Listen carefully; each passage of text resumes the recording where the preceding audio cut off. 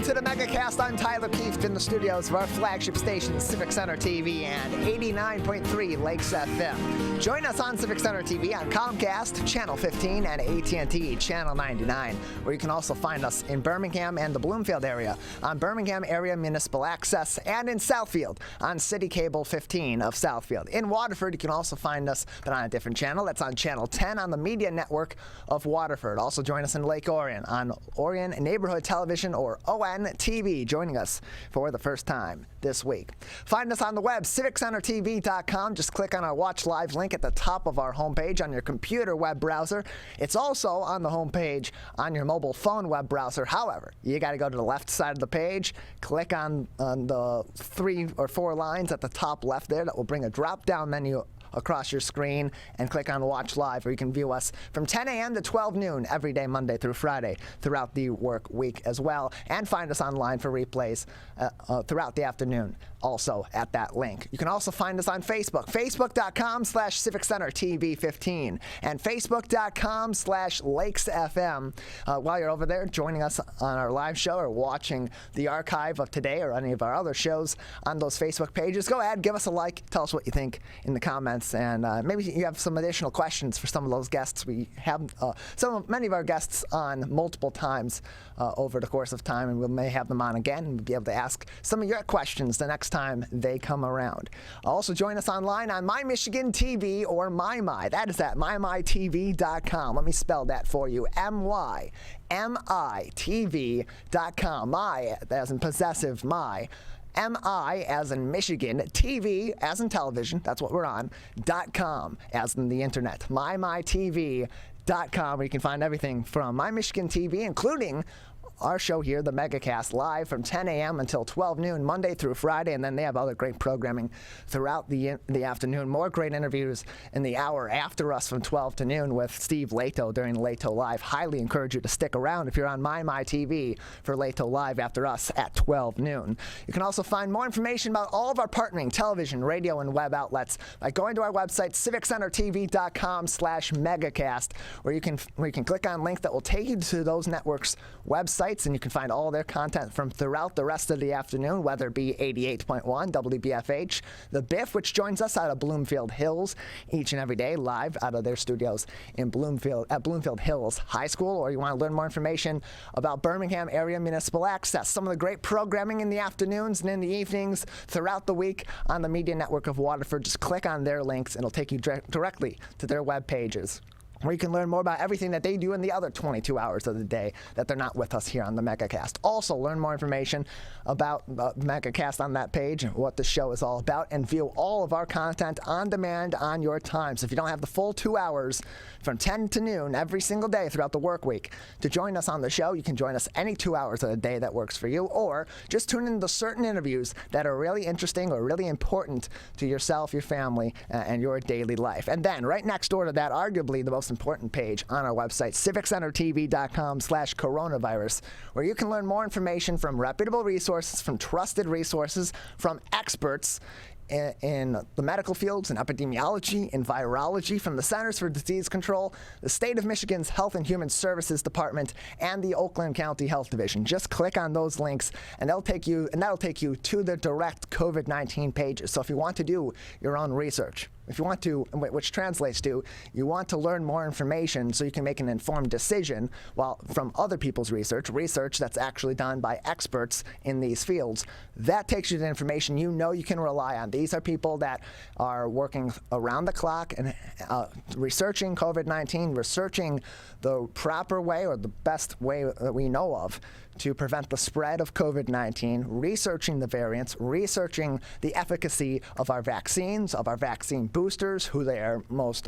necessary to be provided to, particularly in the case of the boosters, and where our numbers are in terms of COVID-19 spread here in Oakland County, at the state level, across the Great Lakes state of Michigan, the region, here in the Midwest, and all around the U.S. Again, civiccentertv.com/coronavirus. In addition to that, if you're in Oakland County, many of our municipalities are also listed on that webpage, and we have direct links to their COVID-19 pages as well. If you click on on Rochester Hills. That'll take you to Rochester Hills' specific COVID-19 webpage. It'll tell you information about how the COVID-19 pandemic is being addressed in the city of Rochester Hills. How does that affect municipal meetings? How does that affect businesses? What regulations and precautions are in place? What do you have to do in terms of wearing a mask in public, wearing a mask indoors or outdoors?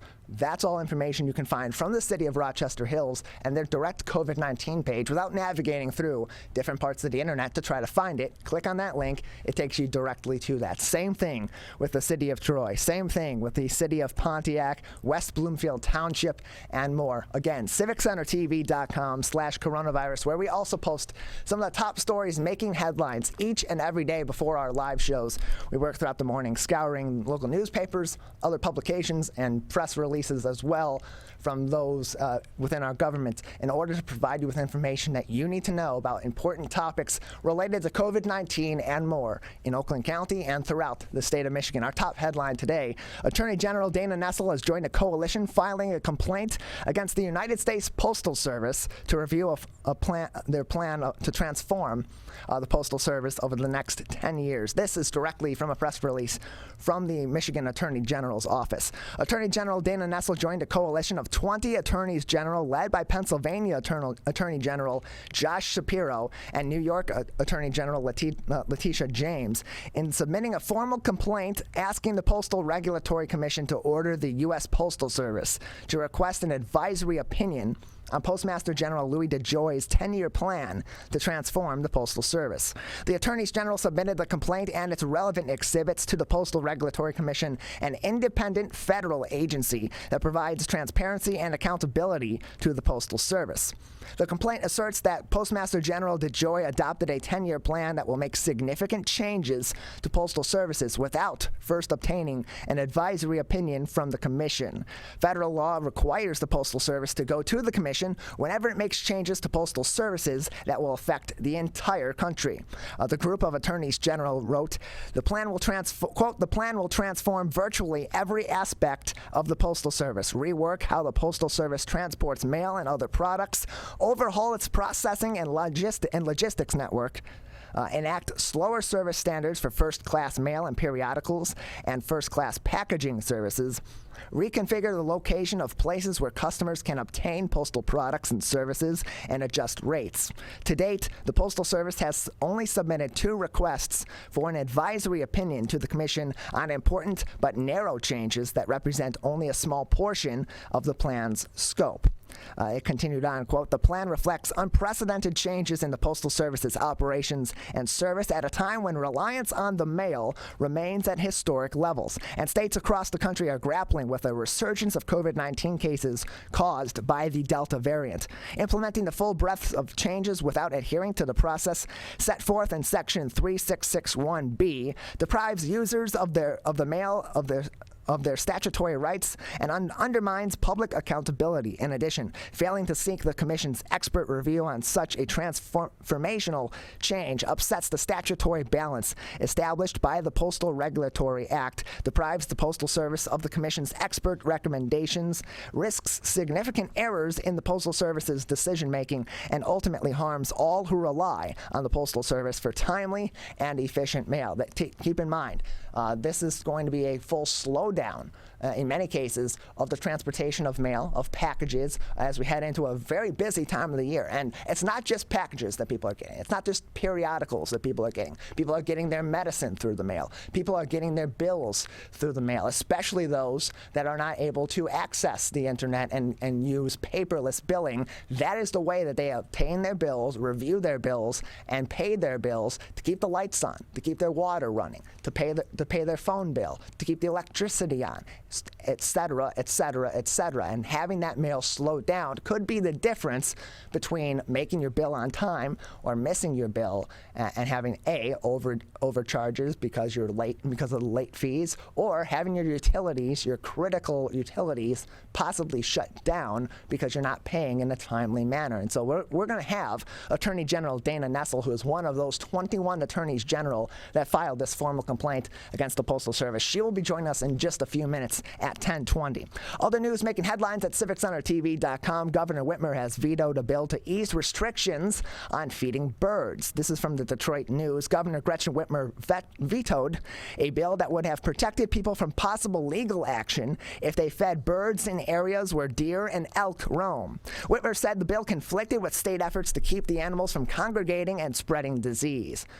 Quote, Mary Poppins would be disappointed, in close quote, said the sponsor, Representative Ken Borton, a Republican from Gaylord, referring to the magical nanny in the book and film who sings lovingly about feeding birds. Yeah, Mary Poppins deeply cares about Michigan politics. That's why she totally exists.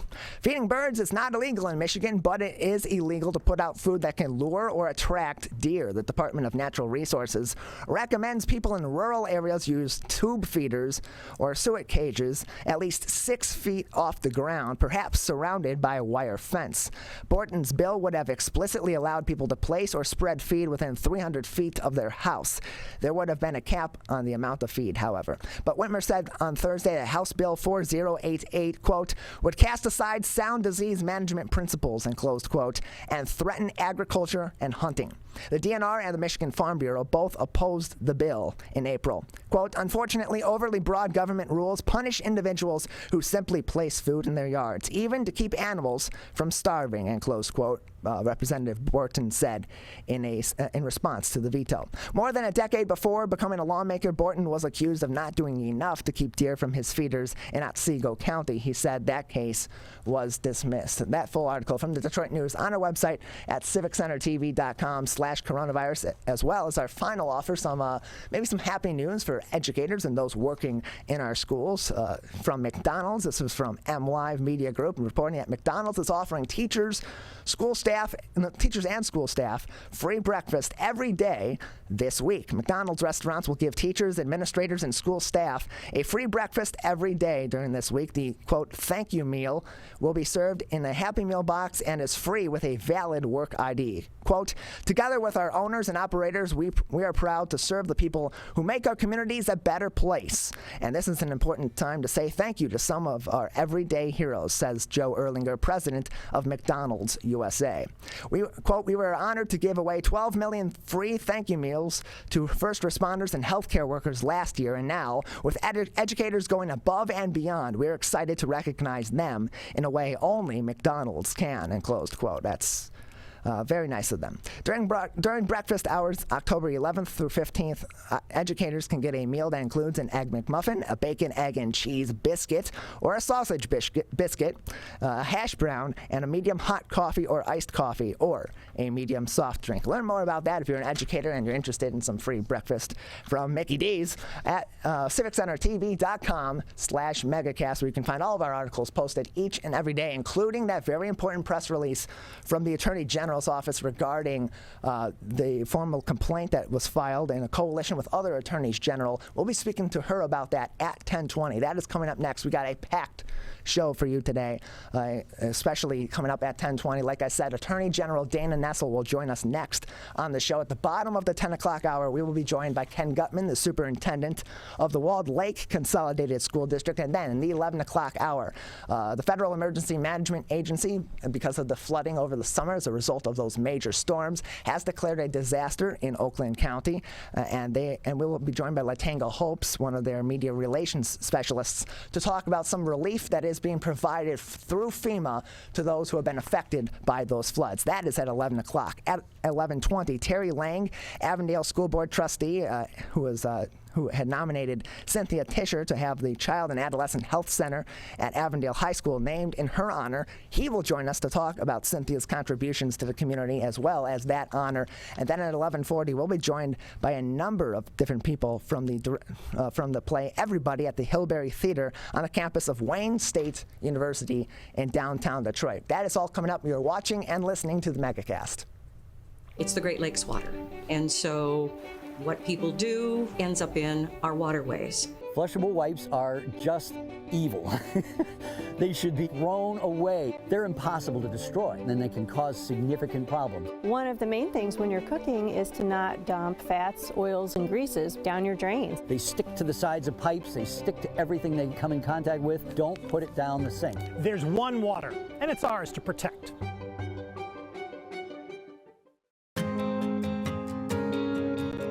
When times get dark, we can't see the help that's all around us. When you don't know where to turn, let 211 be your guiding light.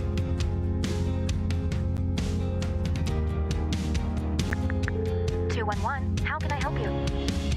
Our guides are ready to connect you with the help you need.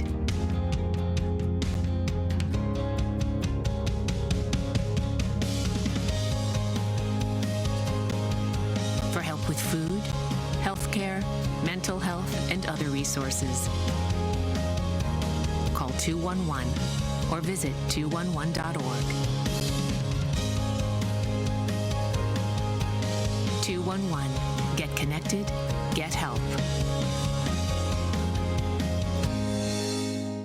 We may come from different organizations, but we work together to protect the Huron River for everyone. Neighborhood storm drains carry water directly to local creeks and streams. No filters, no treatment. Storm drains also help reduce street flooding when it rains. So clearing storm drains and the areas nearby of trash and leaves helps keep them for rain only.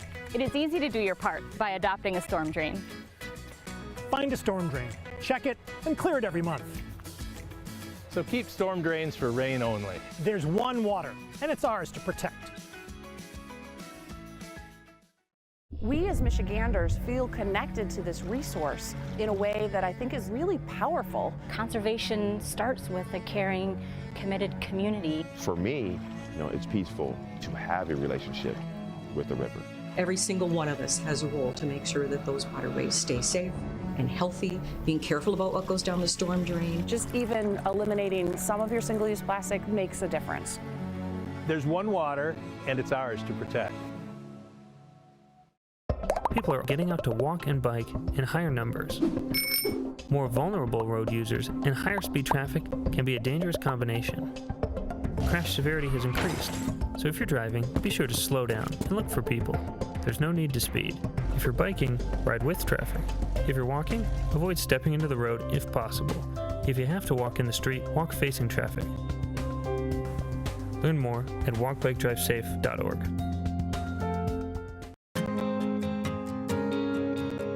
When times get dark,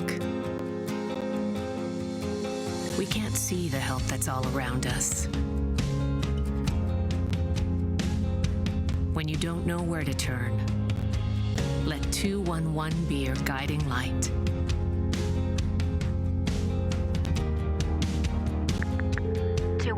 How can I help you?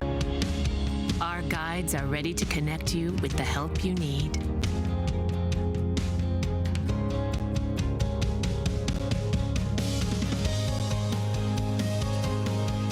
For help with food, healthcare, mental health, and other resources,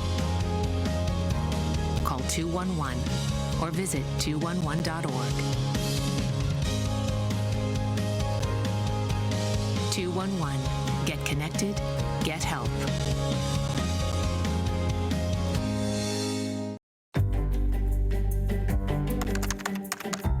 Parents do a lot of worrying.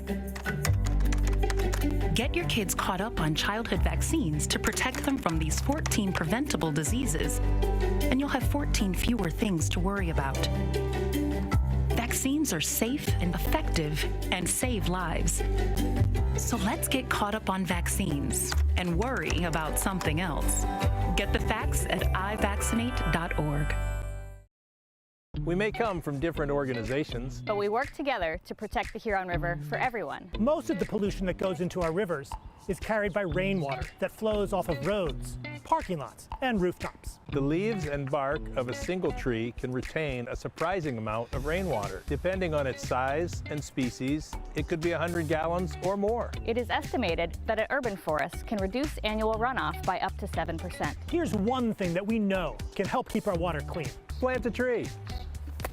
Plant a tree. Plant a tree. There's one water, and it's ours to protect.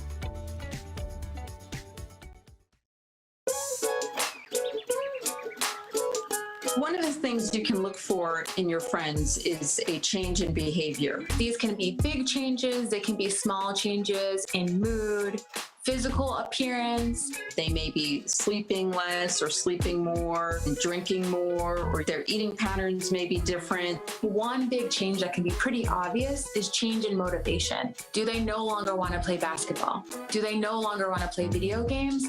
Now that we're spending more time online and in virtual settings, it's really important to pay attention to the language that your friend is using and the words they're using to communicate. So when we text our friends, are they taking longer amounts of time to respond? Are they not responding at all? You don't have to be an expert to try to recognize these signs. The second that you feel it in your gut and that you're concerned, that's the second to have the conversation and open the door to what might be going on. Whatever gets you talking. Today, it is easier than ever to join Michigan's Organ Donor Registry and help build a bridge of hope for organ, tissue, and eye donation. Just one person can potentially save or help improve the lives of up to 75 people. By joining, your legacy could be the gift of life. Sign up today at michigan.gov/SOS or at any of the more than 145 Secretary of State self-service stations located across Michigan. Be part of Michigan's Bridge of Hope by adding your name to the Organ Donor Registry.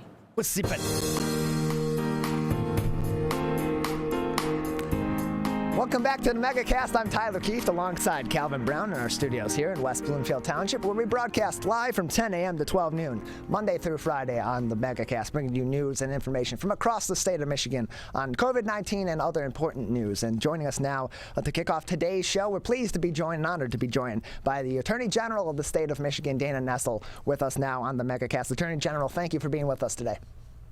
Thanks for having me. Appreciate having you on. So let's start off with what's been making some pretty big news lately. You have joined a coalition of 20 other attorneys general across the U.S., including officials, and that also includes officials from a couple of major cities as well, filing a formal complaint against the United States Postal Service and Postmaster General DeJoy's 10-year plan that will significantly slow down the distribution of mail. Care to tell us just a little bit of a summary about what the attorneys general that you are partnered with in this complaint, what problems that they foresee with the Postal Service, and where Postmaster DeJoy and his team may not have been properly operating and enacting this 10-year plan? Well, first of all, let's say this. This is the first Postmaster General that we've had in the over 200 years that the United States Postal Service has been in existence in the United States, where people know him by name.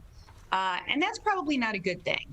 When your mail is being delivered in a timely fashion, you don't really care who the Postmaster General is.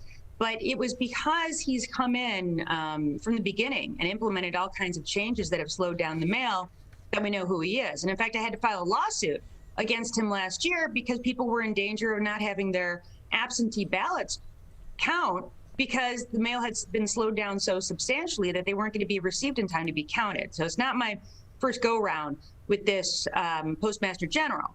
But his new plan, his 10-year reorganization plan, would involve closing down many, United States Postal Service branches, decreasing the hours of the ones that are still there, slowing down delivery of first-class mail, and also increasing our rates substantially. And so, we think that's unacceptable. So myself and 19 other states, we filed a formal complaint asking the Postal Regulatory Commission to require DeJoy to seek an advisory opinion from the commission, which he's failed to do.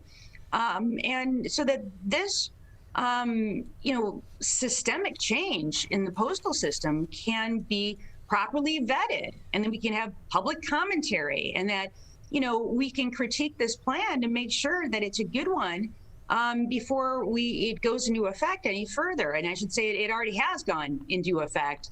So these changes have already been started. But we saw things that he did last year, for instance, where he was just stripping out, sorting machines in major facilities and major distribution centers, like in Grand Rapids and in Detroit and Pontiac. And, it had a substantial impact on the mail. So before any more changes are put into place, we want there to be an exhaustive review of this plan. We're joined by Attorney General Dana Nessel with us today on the Megacast. We're talking about the United States Postal Service and their Postmaster General Louis DeJoy's 10-year plan to restructure the operations of the United States Postal Service that will significantly change the way that our mail carriers are operating, particularly and most notably slowing down a lot of these mail services, first-class mail transportation, first-class packages, periodicals, and so on and so forth. And this is a huge concern because this plan has already been enacted, because this 10-year plan is already moving along. It's been in place since the middle of this month. Just recently went into play, and this affects not only just the general mail that we're getting each and every day, but for a lot of people, this is how they get their bills. This is how they get their medicine. This is how they get communication with their families across the U.S. in some cases, for those that are not able to get access to technology. And having that slowed down can have a significant impact on Michiganders and their daily lives and their ability to keep the lights on and so forth. Yeah, I all of that is true.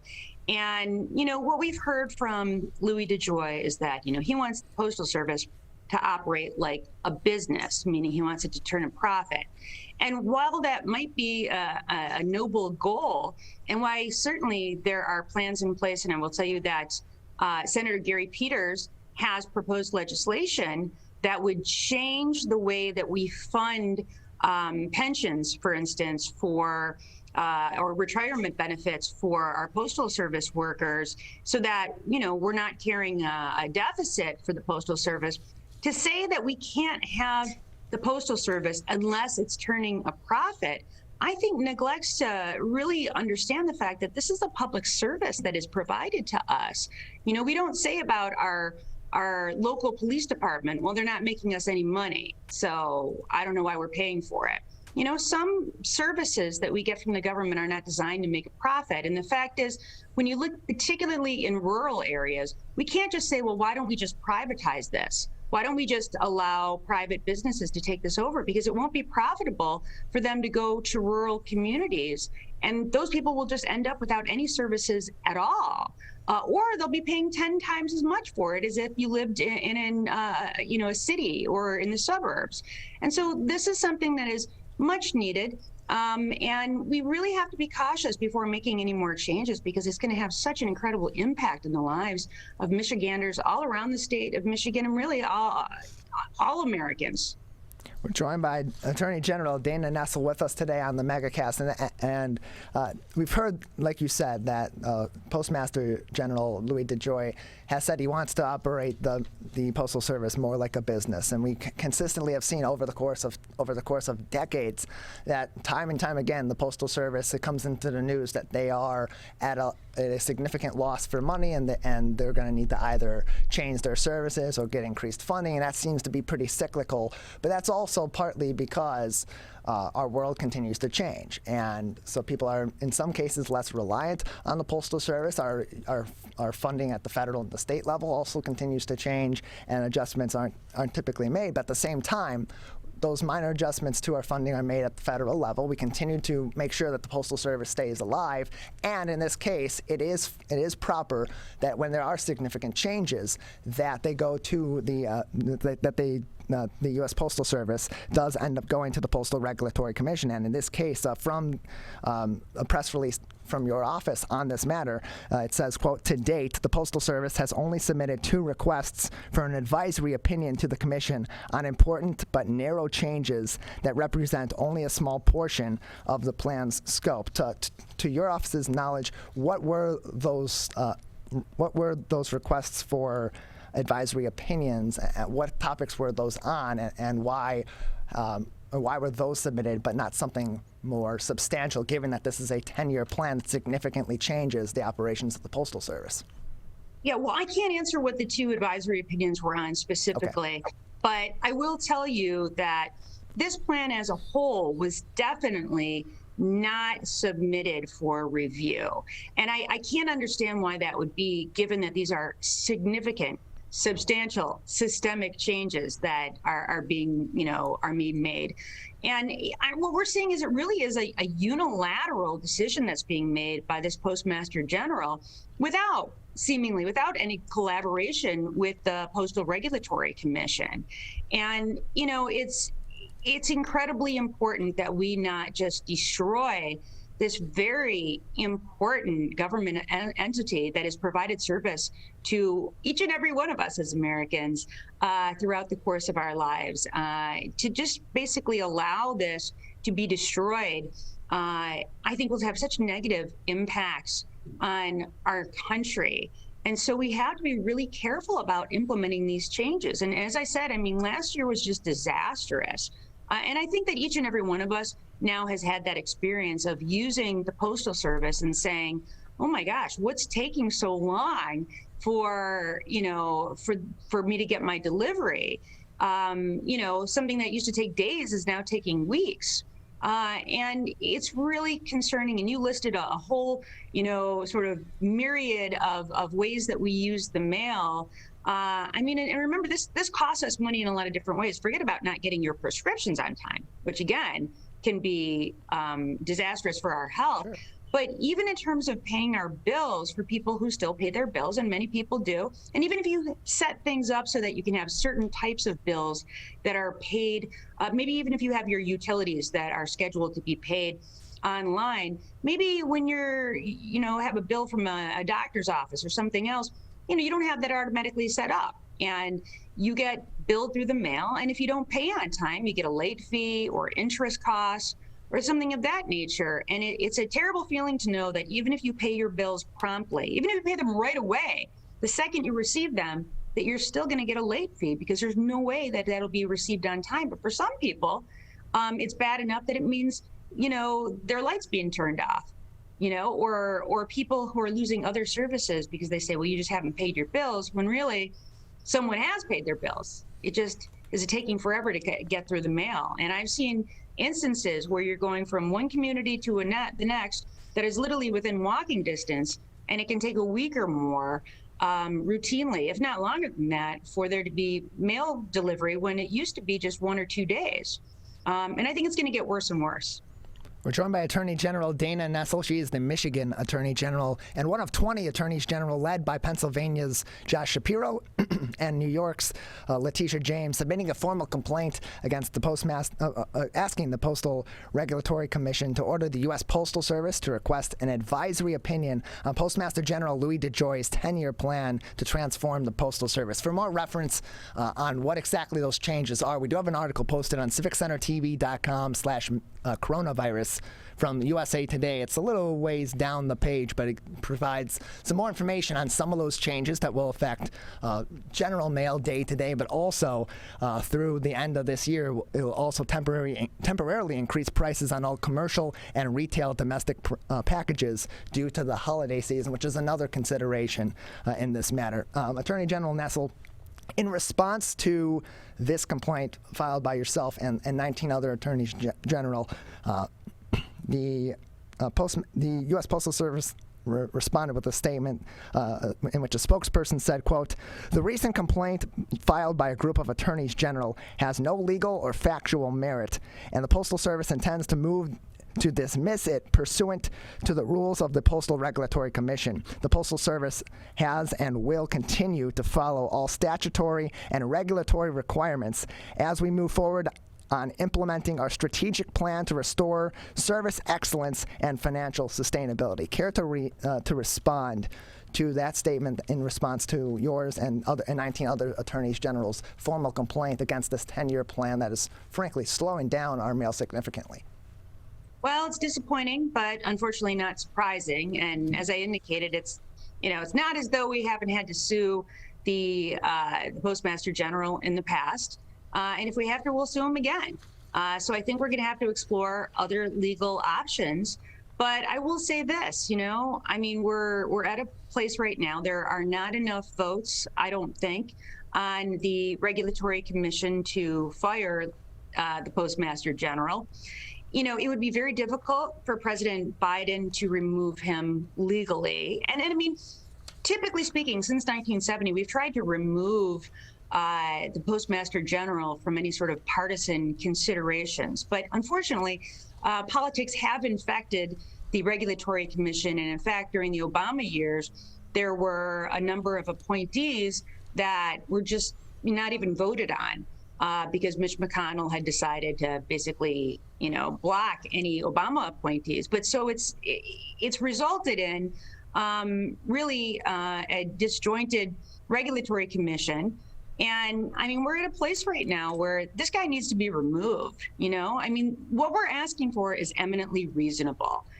Just an exhaustive review of this plan to make these systemic changes. I don't think that's unreasonable. I don't think most people would think that that's unreasonable, that you do a careful analysis before you move forward on this.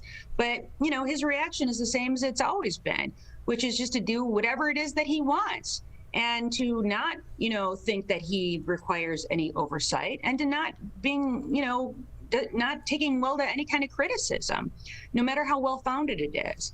So, my hope is that the Regulatory Commission will take up our request, even if the Postmaster General hasn't, and that they'll demand that this plan be more exhaustively reviewed, or that they'll block it from continuing to go forward.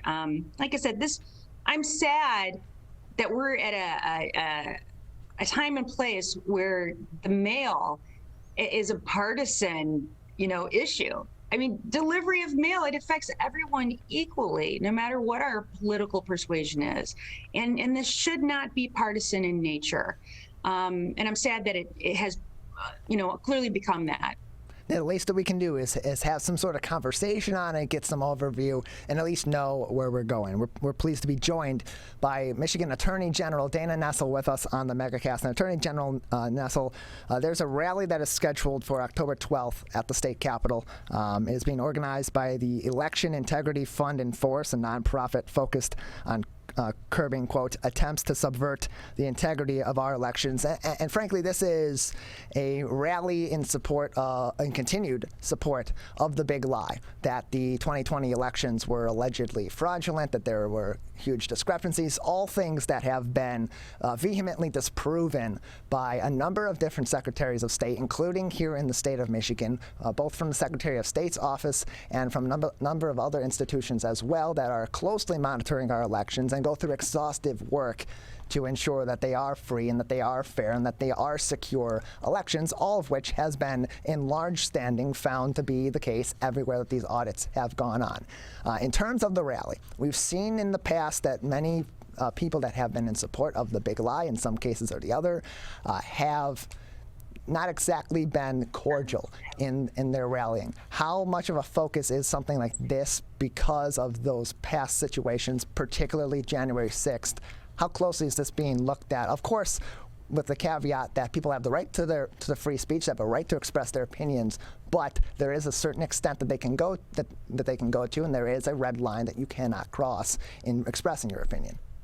Yeah, well, firstly, let's, in addition to all the 250 audits that were performed by the Secretary of State's office and by all the clerks in those regions, remember that the Senate Oversight Committee, which is composed of only one Democrat and all the rest of the members are Republicans, they also found no fraud in the system. And in fact, Senator McBroom, who's the chair of that committee, actually referred what he believed to be criminal activity by those perpetrating the big lie to my department for investigation for what he believed were criminal activities.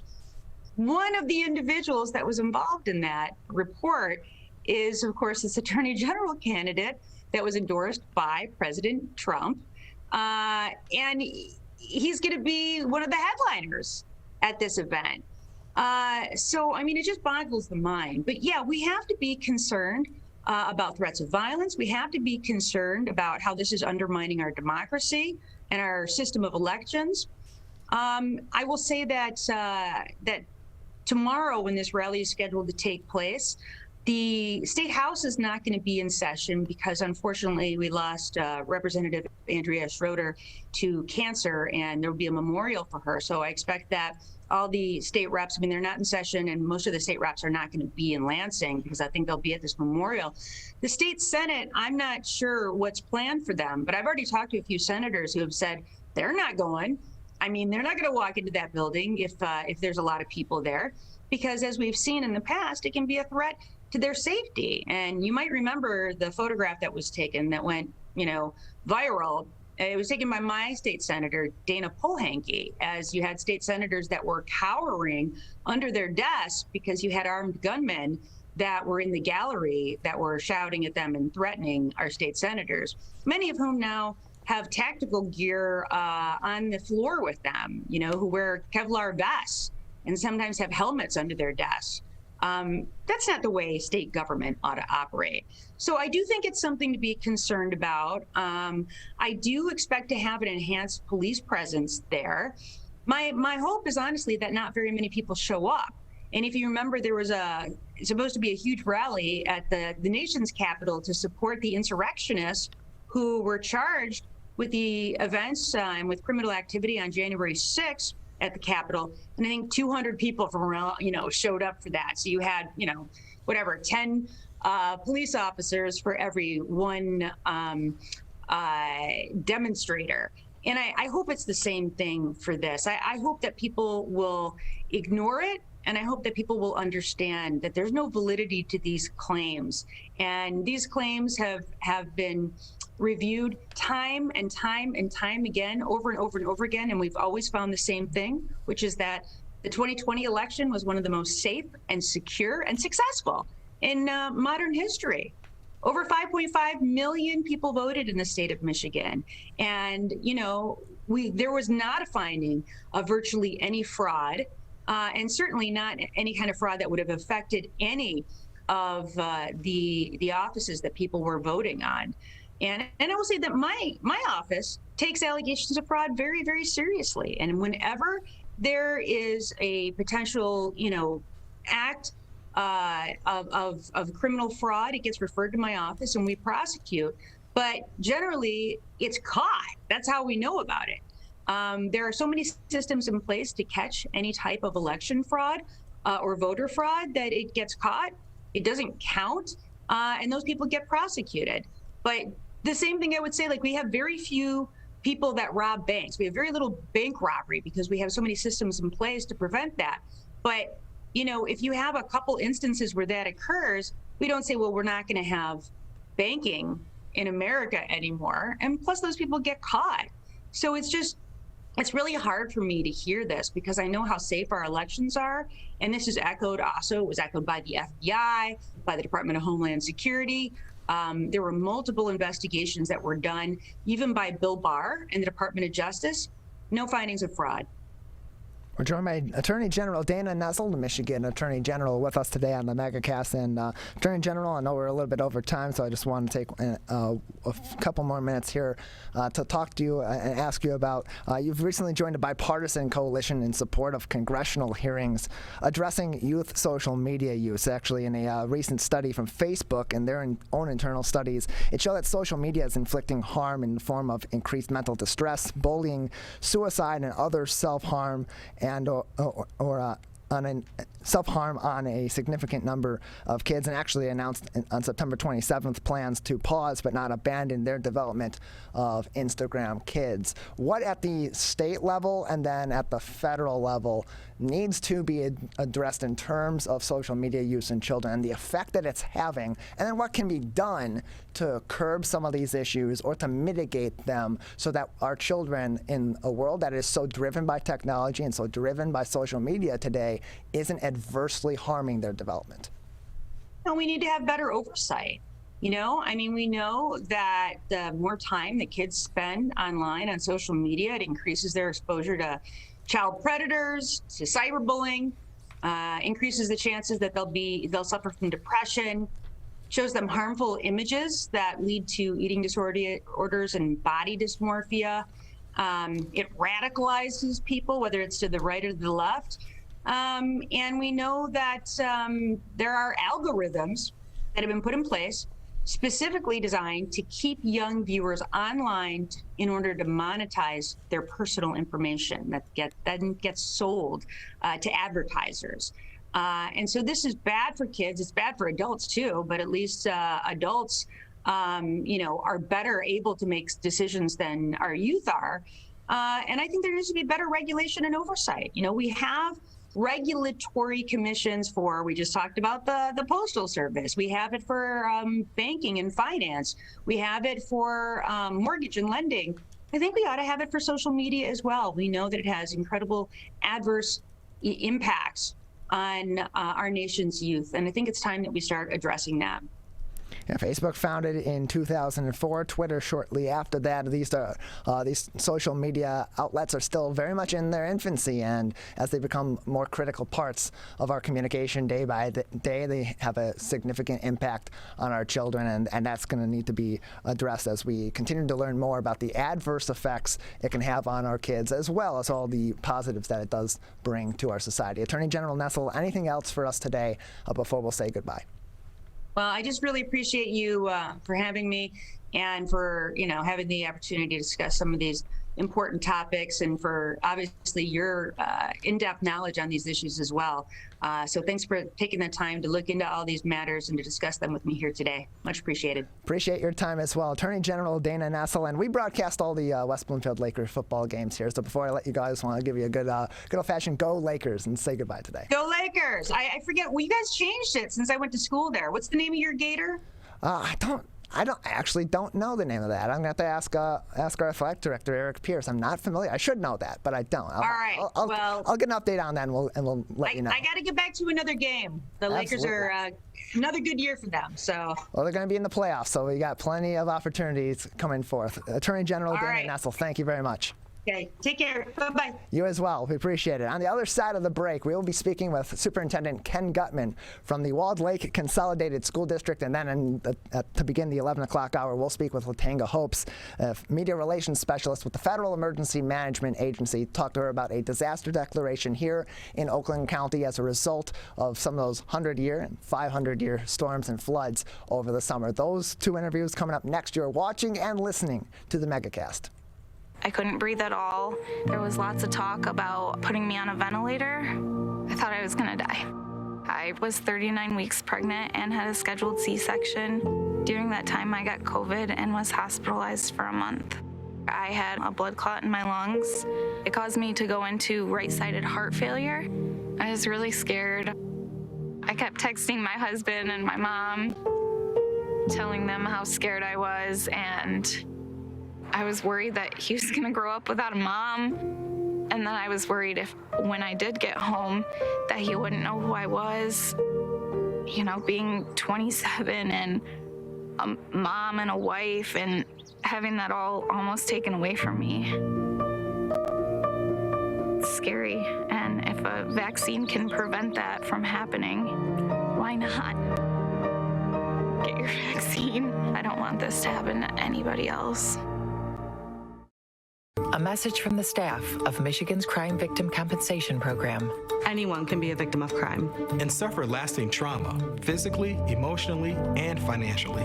But you are not alone. If you're struggling financially due to a crime, we're here for you.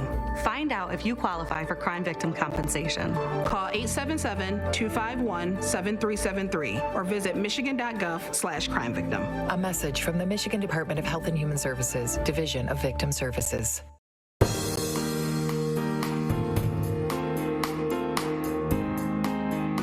Pleased to be joined now by Ken Gutman. He is the superintendent of the Walled Lake Consolidated School District, back with us on the Megacast. Ken, thanks for being with us. Well, my pleasure, Tyler. Nice to see you again. Good to see you as well. So we're in the thick of things here in the new school year. Kids back in the classroom across the Walled Lake School District and most of our school districts here in southeastern Michigan. How are things going so far in the Walled Lake District? Well, they're going well, and I'll put an asterisk on everything I say today. That'll be the COVID asterisk, as you can imagine. Our teachers are phenomenal. Our administrators are phenomenal. Our entire support staff, they're doing a great job educating children. It's just a more challenging environment, and I know everyone's still feeling that. It's just a few weeks ago, as the school year was beginning, a couple of COVID cases were reported at Walled Lake Western High School, and just a couple of days we had a couple more that were reported there. What action is taken from the school district level when those cases are confirmed in your school? What steps are you taking both in the school and then in the community to properly address those cases and prevent further spread in individual schools and, of course, across the district?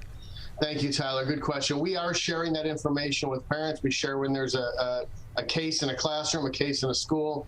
We want to make sure people are aware. I will share the good news, though, and that is that within our school community and within our district, our cases still remain at less than 0.5%.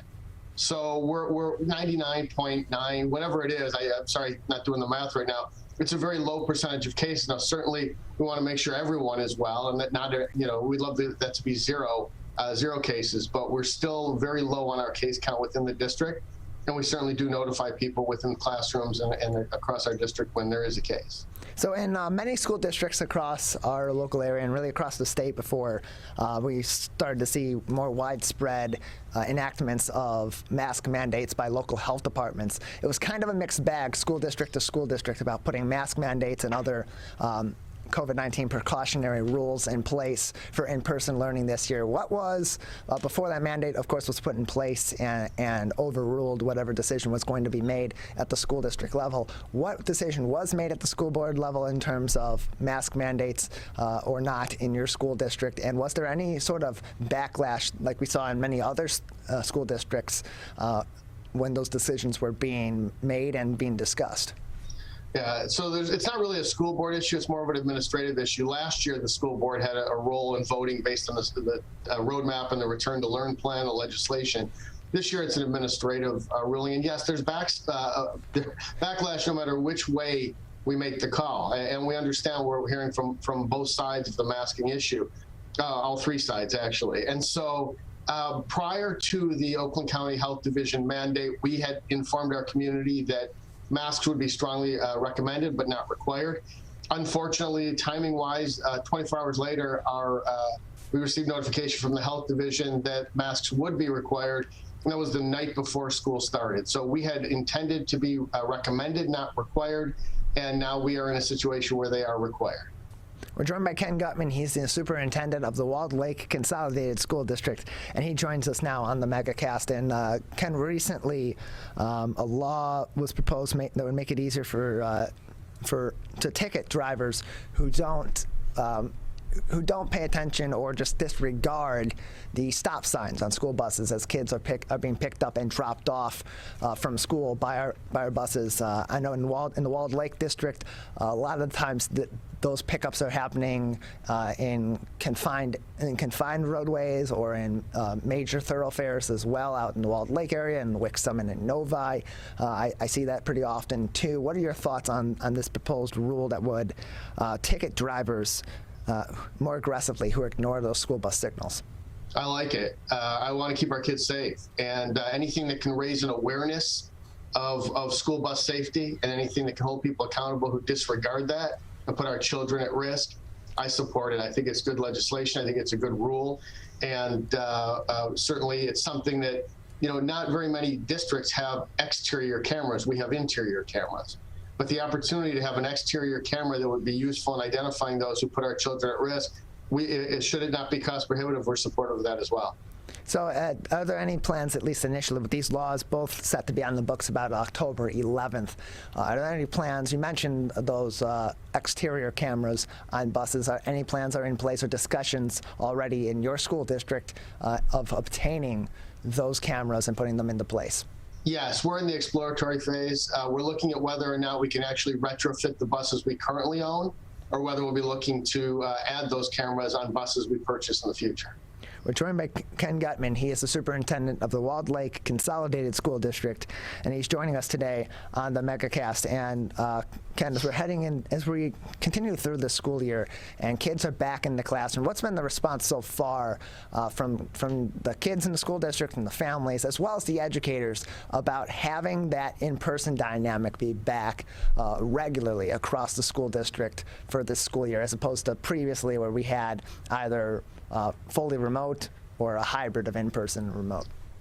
I think by and large, people are happy to have children back in school. We know that for the vast majority of our children and for our staff, education is a better dynamic when it's in person. Some, of course, do learn well virtually, and that's a different conversation. But people are happy to have students back in school. I know I've heard from a number of parents who are thrilled with what our teachers are doing.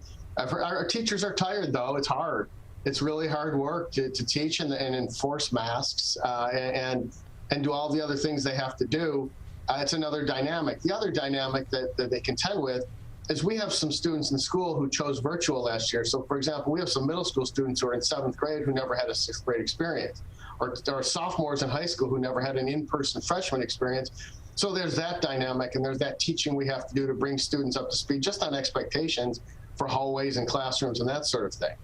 But having students back in school is much better than having a hybrid or a mix or having students virtually by and large. So we're actually really happy to have this dynamic right now.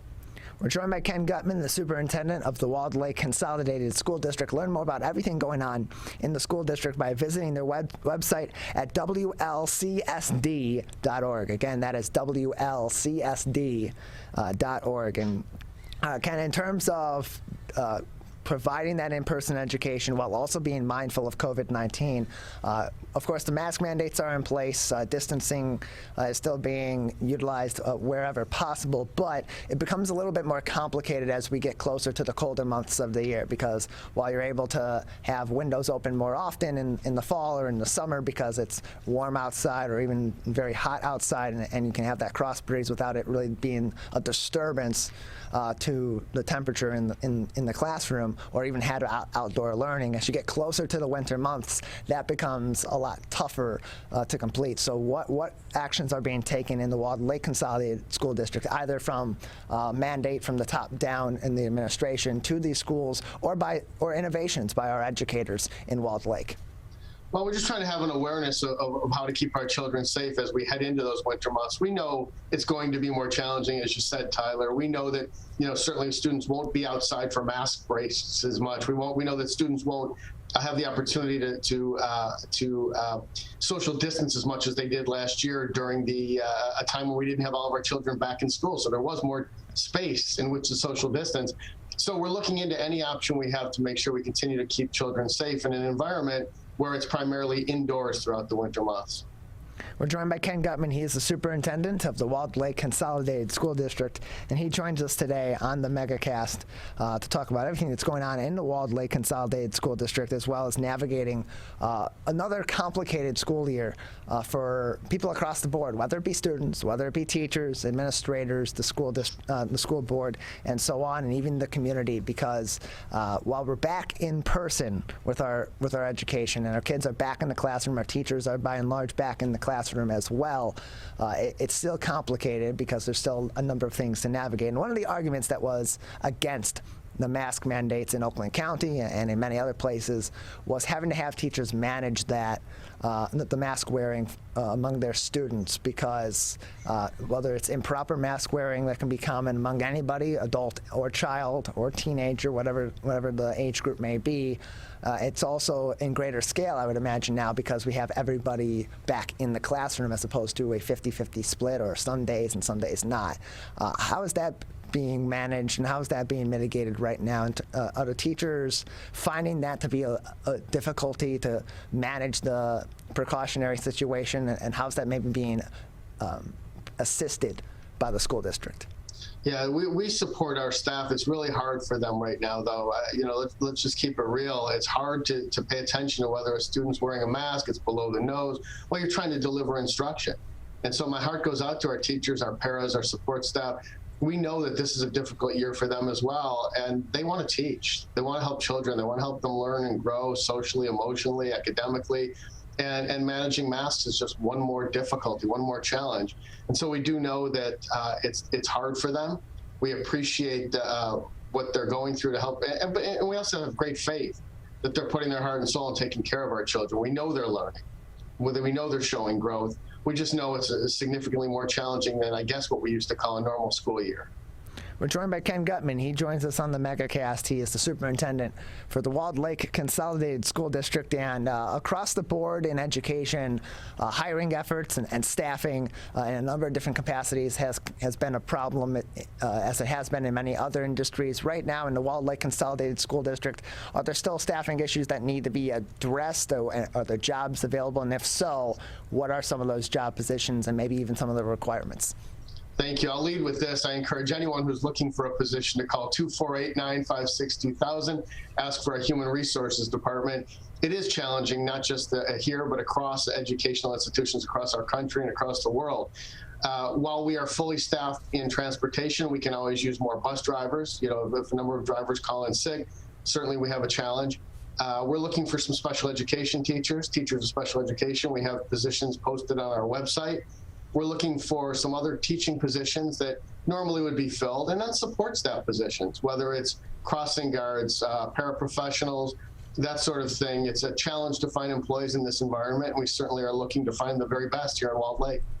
We're joined by Ken Gutman. He is the superintendent of the Walled Lake Consolidated School District. Again, if you're interested in any of those job openings or inquiring about job openings, you can call the Walled Lake Consolidated School District's HR department, or call and ask for the HR department by calling 248-956-2000. That is 248-956-2000. And across many school districts, what's been really great to see, at least for us here in West Bloomfield, as we've been partnering with the school district to broadcast West Bloomfield's football games, is seeing a lot of these traditions in the school district and therefore in the greater community as well coming back into play and getting people back together safely, but also being able to rekindle those traditions. How has that been like in the Walled Lake Consolidated School District, whether it be football under the lights on Friday nights or other gatherings that didn't happen last year, rites of passage and traditions like homecoming dances and other activities for schools? How important has it been for everybody involved in the school district to have those traditions back this year? That's what builds a healthy culture. Not to say that math, science, language arts, and social studies don't determine our character, but having those healthy traditions make a huge difference. The homecoming dances, we had our annual Pink Out game to raise money for cancer research and awareness last week at Walled Lake Western. We had a Green Out game at Walled Lake Northern to spotlight mental health. And we're having our football game, Walled Lake Central against Walled Lake Northern, a week from Friday to honor our military. We'll have a number of military veterans there. We'll honor them. Those are really important to help build the culture of a district and of a community. And we're really excited to have those back. We're joined by Ken Gutman. He's the superintendent of the Walled Lake Consolidated School District with us today on the Megacast. Ken, just another couple minutes with you today before we'll say goodbye. Is there anything else at this moment in time that parents, that families, that students, educators, anybody in the school district should continue to be aware of, or that the school district administration from your level down wants them to be aware of, or anything interesting that we should be keeping an eye out for in the Walled Lake School District coming up? Sure. I would just encourage all of our parents and community members to keep an eye on your children and certainly call your children's teachers and principals if you have concerns or if you see something that you don't feel is their normal behavior. We're in a different era right now. We see anxiety is up. We see depression is up. And we certainly want to be there to help your children and surround them with resources. We're joined by Ken Gutman. He is the superintendent of the Walled Lake Consolidated School District, and he is with us on the Megacast. Ken, thanks for being with us today. Always a pleasure, Tyler. Thank you. Things get reincarnated in your children. My daughter is very much inspired by my wife's artistic pursuits. So my daughter started making necklaces.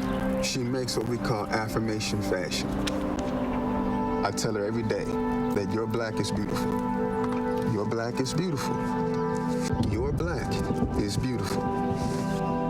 And if there's anything better than being beautiful, it's being smart. And if there's anything better than being smart, it's being kind.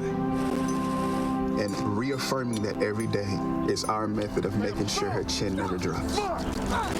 My dad wasn't around.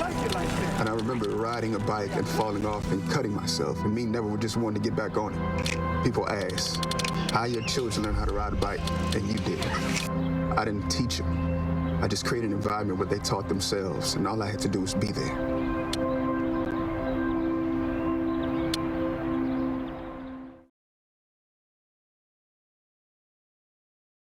Whether you're the city, the county, or the Huron River Watershed Council. As partners working together to protect our water resources, we agree. Pet waste is the source of harmful bacteria in the Huron River. When it's left on the ground, it can wash into the storm drains. These lead directly to our streams. No filters, no treatment. Here's one thing we know that can help keep our water clean.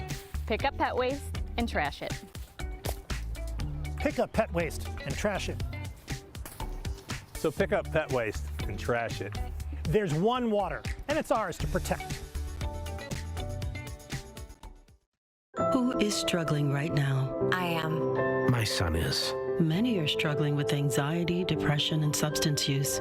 Before it becomes a crisis, reach out to MyCal, the Michigan Crisis and Access Line for free confidential support 24/7. Available in the Upper Peninsula and Oakland County. Just call or text 1-844-44-MyCal or chat online at michigan.gov/MyCal. A message from the Michigan Department of Health and Human Services. I couldn't breathe at all. There was lots of talk about putting me on a ventilator. I thought I was gonna die. I was 39 weeks pregnant and had a scheduled C-section. During that time, I got COVID and was hospitalized for a month. I had a blood clot in my lungs. It caused me to go into right-sided heart failure. I was really scared. I kept texting my husband and my mom, telling them how scared I was, and I was worried that he was gonna grow up without a mom. And then I was worried if, when I did get home, that he wouldn't know who I was. You know, being 27 and a mom and a wife and having that all almost taken away from me. It's scary. And if a vaccine can prevent that from happening, why not? Get your vaccine. I don't want this to happen to anybody else.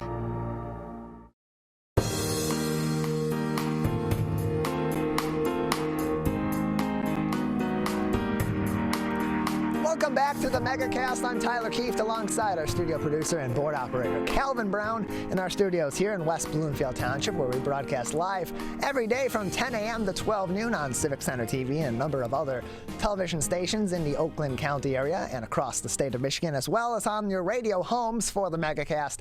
89.3 WBLD Orchard Lake, West Bloomfield, Keego Harbor, Sylvan Lake, and 88.1 WBFH Bloomfield Hills. Now, over the summer, we had a number of different significant storms and flooding incidents, 100-year floods, 500-year floods, whatever you want to call them, and that incurred some significant damage to a lot of homes and a lot of other areas across the state of Michigan, including here in southeastern Michigan in Oakland County, and that has led to response, of course, from the Federal Emergency Management Agency, and we're pleased to be joined now by FEMA Media Relations Specialist La-Tanga Hopes to talk about some of the services being provided through FEMA for those that were affected by these storms. La-Tanga, thanks for being with us.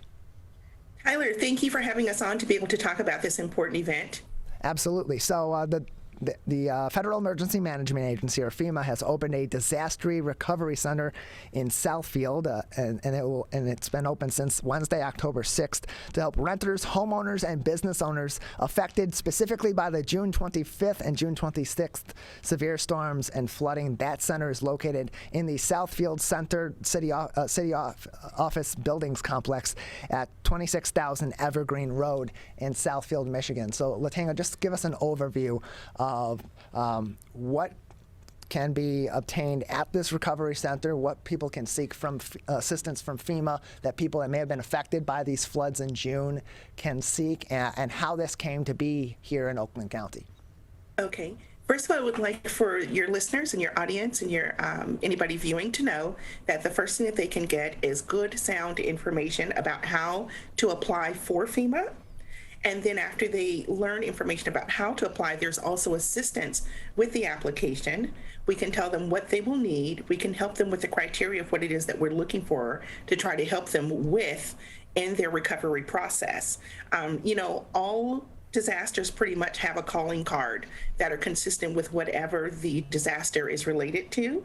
And with floods, what we're finding is a lot of people are having problems with appliances and structural damage. And remember, our goal is always to make sure that you're safe, sanitized, and functional. So when we hear about people that are coming in and telling us about the fact that their basements are flooded, there's a consistency that we're looking for with that. Listen carefully is what I would say to anybody that's applying and comes into the Disaster Recovery Center to what the representative is asking. There may be something that you may have that fits outside of that guideline, and that's great. Just make sure that you are able to get pictures and that you're able to describe it. There's one more thing I want to add. The reason we're doing this is because I want anybody that goes into the Disaster Recovery Center to be goal-oriented. You're going in to become eligible for FEMA grants. So the eligibility process is your goal. And in order to do that, make sure you listen carefully, read carefully, and process accordingly.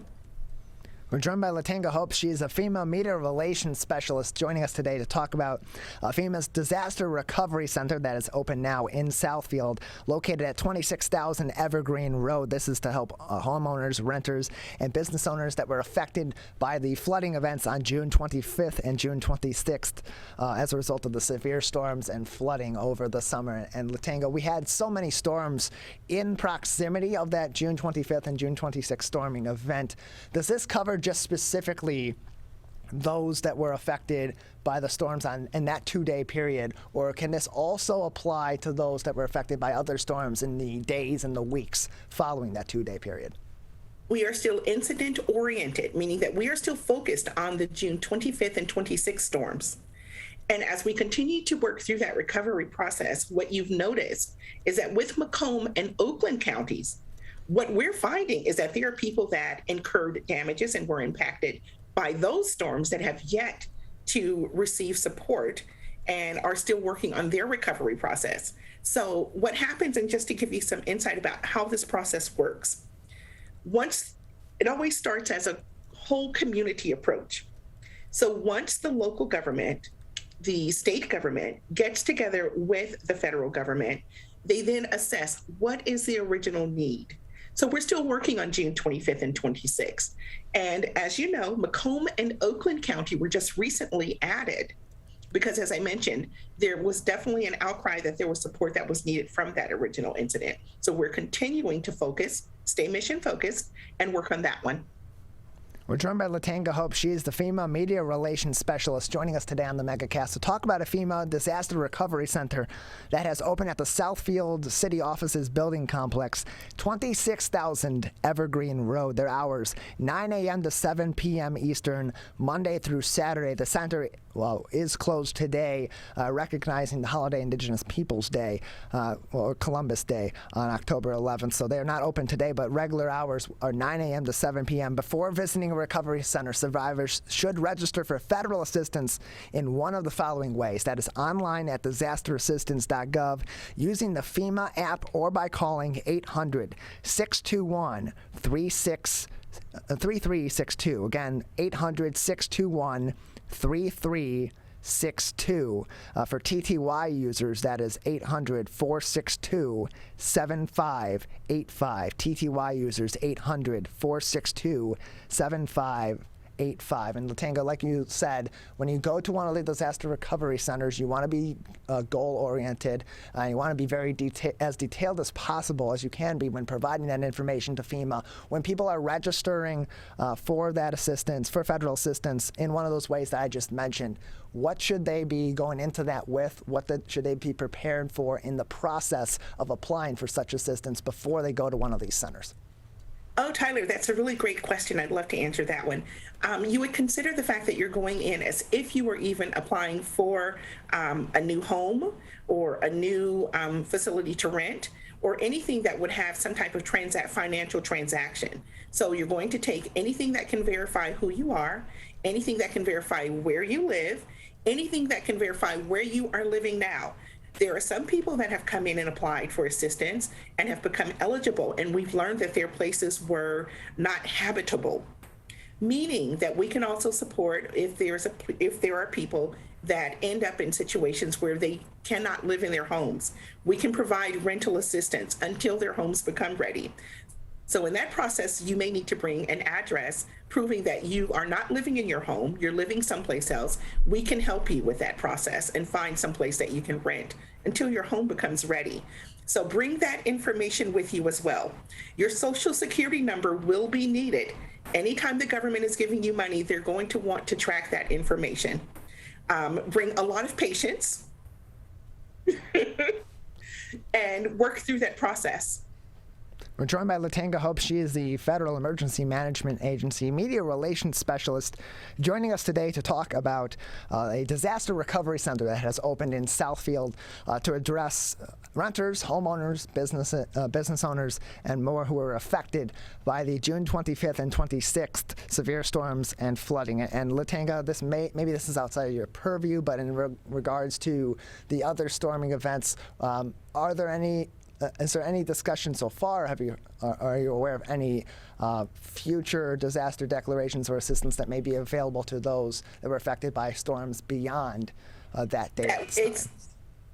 That would be out of my purview, okay. And this is the reason why. Let me give you some information. We would tend to yield to the people that would know best on how they would want to handle the events that's unfolded within their communities and within their state. So we would yield. Not that we would not be incapable of taking care of it, but we would yield to whatever their direction would be.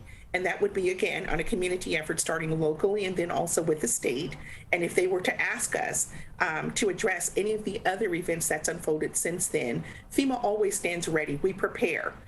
And just to give you one of our little mantras, we tend to say that FEMA works through disasters before, after, and during the disasters. So we will then reply accordingly. We're prepared. We plan for things like this. Yeah, so this has been, so then that clarifies that this disaster relief has been something that was requested from local and state officials to FEMA, saying, hey, we need additional assistance for this. We have done all that we can to address this issue, but this is well beyond what we are capable of doing alone. We need FEMA's assistance, and from that point forward, the Federal Emergency Management Agency then went forth to set up this disaster recovery center and begin to address how the federal government can provide assistance in this disaster scenario, correct? Very well synced. Yes, Tyler. We're joined by La-Tanga Hopes. She is a FEMA Media Relations Specialist, joining us to talk about the Disaster Recovery Center that's open in Southfield. That is at 26,000 Evergreen Road in the Southfield Center. Hours 9 a.m. to 7 p.m. Eastern, Monday through Saturday. That does not include today, on the day that we are recording and broadcasting this due to the holiday, but Tuesday through Saturday of this week, that office will be open. Before you go, you do need to register for federal assistance, either from disasterassistance.gov, using the FEMA app, or by calling 800-621-3362, 800-621-3362. For those using a TTY, that is 800-462-7585, 800-462-7585. And La-Tanga, just another couple minutes with you before we'll say goodbye today. When people do apply for this federal assistance and they do go to the Disaster Recovery Center, how soon after can they expect results from their case in terms of being approved for that federal relief, receiving that federal relief? What is generally the timeline in these manners? In exceptional cases where people come in totally prepared, they have everything that we need, and we're able to expedite things without any hiccups or red tapes, they can see money in their accounts as early as 10 days. There are some people where the process can be completed within 2 weeks to 30 days. And then there are those that will end up, and this is very important, receiving a denial letter. And I'd like to address that very quickly. What happens when you receive a denial letter, FEMA is not stating that you are incapable of receiving support via grants from the federal government. What we are merely communicating is that there's a problem with your process. We encourage you to read carefully and to respond accordingly. I always use the analogy that sometimes people may click thinking that they're choosing Michigan. Miami is right up above that. And incidentally, if you're not paying attention, you may end up clicking on Miami as opposed to Michigan. Now, because this is a federal document, we cannot change that, although we know that you meant to click on Michigan. And it could be that simple. Sometimes it can be a bit more complicated, but you can work through that process. And if you don't agree with the process that we deny you for, and you feel that we have misunderstood what it is that you've cited to be your incurred damages, please file the appeals. We are here to help. We just have to work through that process. Work with us. It usually benefits you. We're joined by La-Tanga Hopes. She's the media relations specialist with the Federal Emergency Management Agency. Their disaster recovery center has been set up in Southfield to address renters, business owners, and homeowners that were affected by the flooding events as a result of severe weather on June 25th and 26th of 2021. At the Disaster Recovery Center, you can do a number of different things, from register for FEMA assistance by using the phone banks at the center, check the status of your application, meet with an applicant assistance representative from FEMA, discuss the U.S. Small Business Administration's low-interest disaster relief loans, obtain information about additional resources available and how to reduce future damage, and more. La-Tanga, just another minute or so with you before we'll say goodbye today. Any other information that would be important for people to know about this disaster declaration, about receiving this relief that we haven't discussed yet today? You just hit the nail on the head with all of the information you recently provided. We work in tandem with the SBA group, and we do this with the Small Business Agency, and we do it for a reason. There are people that have huge damages that they've incurred. And what happens is, should they find themselves in situations that they'll go, the safe, sanitary, and functional status does not work for them, and they're aiming to get recouped or to get their homes restored fully functional to a point that they go, this is not satisfying for me, Small Business Administration is available to make sure that if you'd like to take out a loan, they do this with low interest. I have a colleague that's available, and you may want to have them on to speak about that in detail, because that's a different lane, but I can tell you about the availability of that process and how it has been supportive, and they've made money available to people with small businesses, people that are renters, and even the homeowners. And again, these are very competitive rates, below standard rates, and they work with people as well to help with that recovery process. Well, La-Tanga, we appreciate your time and giving us some more information about how people can receive this very necessary disaster relief in many cases to help them recover their homes and their businesses as a result of some of these 100-year and 500-year and 1,000-year storms and floods that we had over the summer. Thank you very much. Indeed. Can I add one other element? Sure, please. Okay. We have DSA teams, disaster survivor assistant teams. They're out canvassing your neighborhoods. So you'll see people in blouse. They may have on something with something recognizable, but they're out knocking on doors, and they can provide you with some of the same assistance that you can get at the disaster recovery centers. Be sure to look for the FEMA decal. Be sure to look for a name badge, but they're there to assist and to help also. And I just wanted to put that information out there in case one of my team members knock on a door to assist. Well, we appreciate it. Thank you very much for all the information, La-Tanga. Thank you all very much. You can learn more information and locate your local disaster recovery center, including the one here in Southfield, for those in southeastern Michigan and Oakland County and surrounding areas affected by those storms on June 25th and 26th by going to FEMA.gov/DRC locator. FEMA.gov/DRC locator. We're going to take a quick break. On the other side of the break, Terry Lane from the Avondale School Board will join us to talk about the dedication of the Cynthia Tischer Child and Adolescent Health Center at Avondale High School. That is coming up next. You're watching and listening to the Megacast. Motorcyclists are hard to see. To keep everyone safer, it's important to always look for them and know where most crashes occur. 84% of motorcycle and vehicle crashes happen on streets, not highways. And most crashes with motorcyclists occur when vehicle drivers are turning left. So before turning, especially to the left, make sure you look for motorcyclists. Then look again. It could save a life. To Sophia and Gabriel. Even though these old knees can't follow on your adventure to the forest today, these flowers represent my love. These stitches and threads join us together.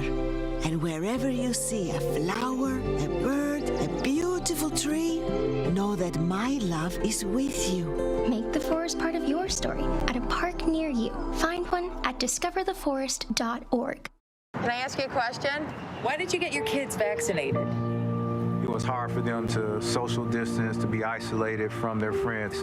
I want them to get back to school and sports games. So as a pediatrician, I recommend the vaccine to everyone I know.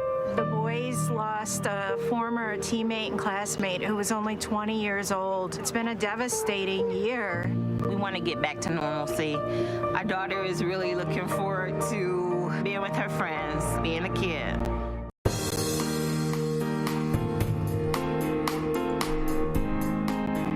Welcome back to the Megacast. I'm Tyler Keefe here in our studios in West Bloomfield Township, but we're broadcasting all across the state of Michigan on a number of different television, radio, and web outlets. Find more information about all of those places we're broadcasting, as well as find all of our episodes and our full interviews on demand on our website, civiccentertv.com/Megacast. We're pleased to be joined now by Terry Lang. He's a trustee of the Avondale School Board who had nominated Cynthia Tischer to have the Child and Adolescent Health Center at Avondale High School named in her honor. And Terry joins us now on the Megacast. Thanks for being with us today.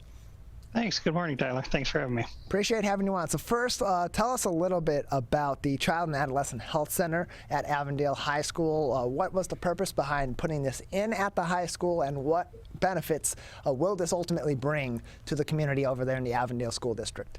Sure. So early last year, we were approached by Honor Community Health. They're a 501c3 organization who are opening health centers throughout the Oakland County area to reach vulnerable populations.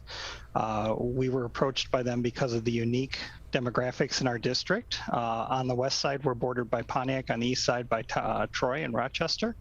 And we thought that as a central location like that, it would be very helpful and beneficial both to the Avondale population as well as the neighboring populations to have a health center located at our high school. We're joined by Terry Lang. He is the Avondale School Board trustee, and he joins us to talk about the Child and Adolescent Health Center at Avondale High School. Now, you had nominated this facility to be named in honor of Cynthia E. Tischer. She had passed away in 2019 after dedicating her life to serving the public in the Avondale School District. Tell us a little bit about Cynthia's contributions and why you ultimately nominated her to have this facility posthumously named after her. Yeah, Cynthia served this community and the state of Michigan for well over 22 years. She was on our board for 22 years. She had started in the district when her children were going through, serving on the library boards and committees, serving on various PTO committees, and actually led 2 of the different bond initiatives that went through the district while her children were in school, one of which built Deerfield Elementary School that's there now.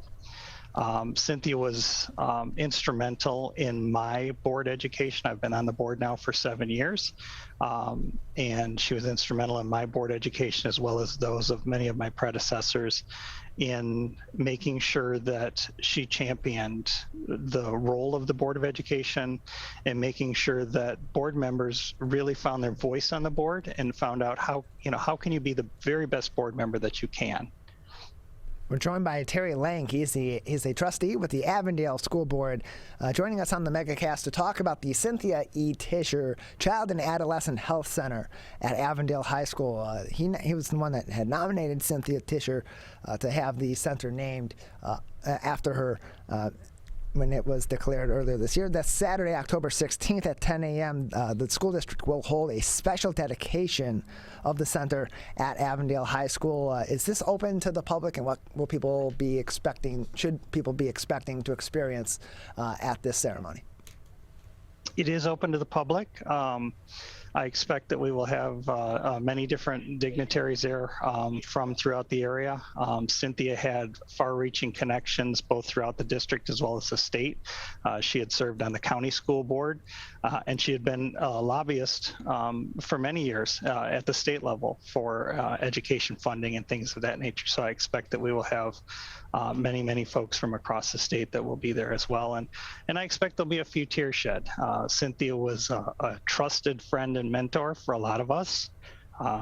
And I expect that some of the tributes there will really shed some tears for some folks as we welcome her family. We're joined by Terry Lang. He's a trustee of the Avondale School Board of Education, joining us on the Megacast to talk about the Cynthia E. Tischer Child and Adolescent Health Center that will be dedicated on this Saturday, October 16th at 10 a.m. at Avondale High School. And Cynthia, one of her many contributions to Avondale schools and to the greater community was the part that she took in Blessings in a Backpack, which of course is big in Avondale schools, and it is also spread into so many other school districts, including right here in West Bloomfield. She was so dedicated to that organization. I think it would only be fitting that we do talk about some of the contributions that Blessings in a Backpack makes to kids in our school districts locally.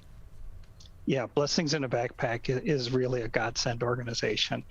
They provide, and as it sounds like, they put meals in backpacks and send them home with kids who are food challenged and nutrition challenged outside of schools. Many of our students in our district, as well as others, as you'd said, really do rely on the school system to provide that nutrition for them. And Blessings in a Backpack really picks up where the school district leaves off and sends those meals home for students.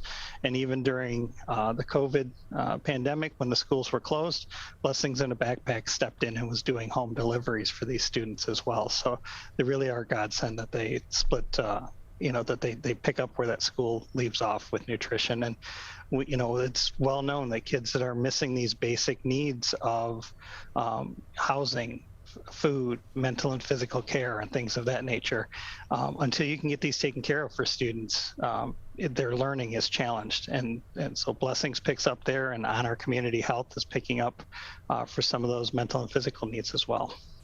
We're joined by Terry Ling, trustee of the Avondale School District Board of Education, with us on the Megacast. And you talk about how the programs through Blessings in a Backpack help to support students with their basic needs so that they can put more focus and put more concerted efforts into their education. Same thing goes with some of the programs here in the Child and Adolescent Health Center at Avondale High School. How will kids be able to get access to some of these programs? Is it going to be open to everybody in the school district? Is it going to be another process? It's open to the general public. We have the benefit of having this located in our high school, and we have 2 elementary schools that are both Title I buildings. So those are some of our students most in need within a mile range of that. So we're going to make it's going to be quite the blessing having that local.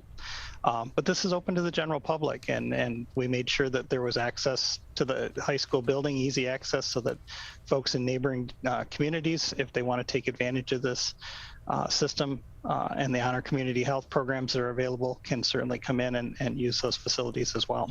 And will this facility have certain hours outside of the regular school day, or will this only be open to the public when school is in session? I believe that their clinics have some extended hours as well that are outside of the school district hours. So it will make it so those community members can come in and use those facilities outside of those core hours. We're joined by Terry Lang, Avondale School Board trustee, and the man who nominated Cynthia E. Tischer to have the Child and Adolescent Health Center at Avondale High School that will be dedicated on October 16th, this week, Saturday, at 10 a.m. In her name. And Terry, just another few minutes with you today before we'll say goodbye. Is there any other information that people should know about either the development of this facility, of this center at Avondale High School, or about Cynthia Tischer's impact on Avondale schools and on ultimately the development of this facility that we haven't spoken on already today? Yeah, Cynthia was always very much dedicated to the whole child. And that's really the reason that we found it almost necessary and an honor to be able to nominate her and for this facility to be named after her. It's interesting that she never took up her board service until after her children had graduated school. Her son, Charles, or Chip, actually serves on the Board of Education with me now. And until Chip graduated, she had never taken up those board service. So those 22 years were dedication after that fact. And she had been active in, as I had said, in athletic boosters and different things throughout the district. But, one of Cynthia's favorite stories would be telling how her service went beyond the 4 walls of the school district. And she would often come in and regale us with stories of when she was meeting her constituents in the Kroger dairy aisle and would have to tell them, well, let me go put my milk back so that we can deal with this right now. So she was always out in the community, available to people. And she made clear that to the board members that were hearing her here locally, as well as at the statewide and at the county level, that we had to deal with the whole child and make sure that these basic needs are met so that we can make sure that we meet their educational needs, which is really outside of the scope of a basic board member. So it was very nice to be able to do this for her, since this really recognized that whole child. Well, we appreciate your time and telling us more about this center, and of course telling us so much about Cynthia E. Tischer and all the contributions that she made to the children of the Avondale School District and the greater community in her time with us. Yeah, thank you very much for having us, and I hope to see all of you out here on Saturday at 10 o'clock out at the Avondale High School on Waukegan and Auburn Hills. Yep, and that is, again, Saturday, October 16th at 10 a.m., the dedication of the Cynthia E. Tischer Child and Adolescent Health Center at Avondale High School. We've been pleased to be joined by Terry Lang, Board Trustee with the Avondale School Board of Education. Learn more information about this center at avondaleschools.org. We're going to take a quick break. On the other side of the break, we got about 25 minutes left in the show, and we'll be speaking with a number of different entertainers performing in Everybody, a play at the Hillberry Theater on the campus of Wayne State University in downtown Detroit. They'll be coming up next. You're watching and listening to the Megacast. When times get dark, we can't see the help that's all around us.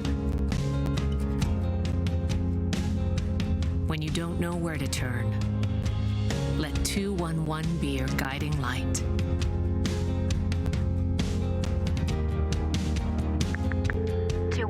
How can I help you? Our guides are ready to connect you with the help you need.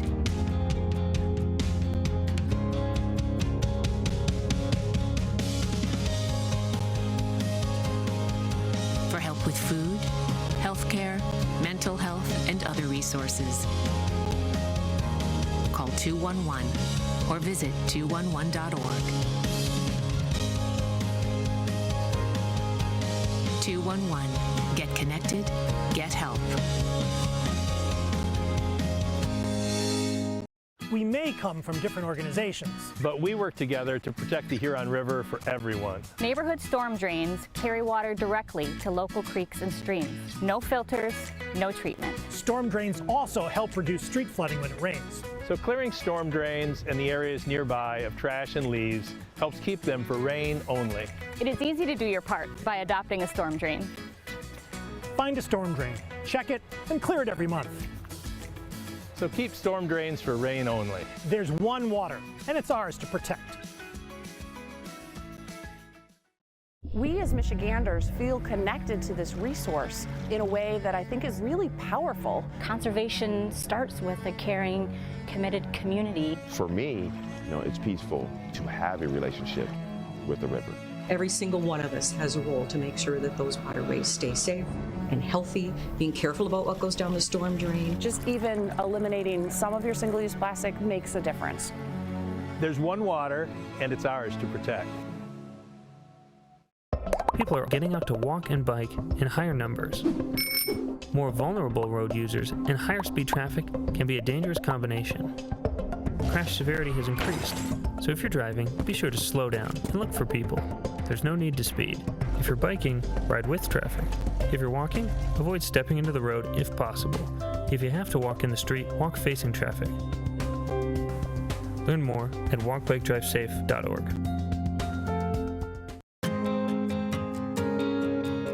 When times get dark, we can't see the help that's all around us. When you don't know where to turn, let 211 be your guiding light.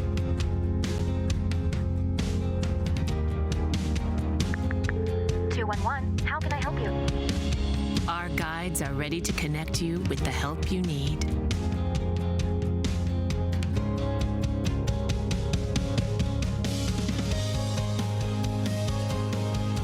For help with food, healthcare, mental health, and other resources, call 211 or visit 211.org. 211. Get connected, get help.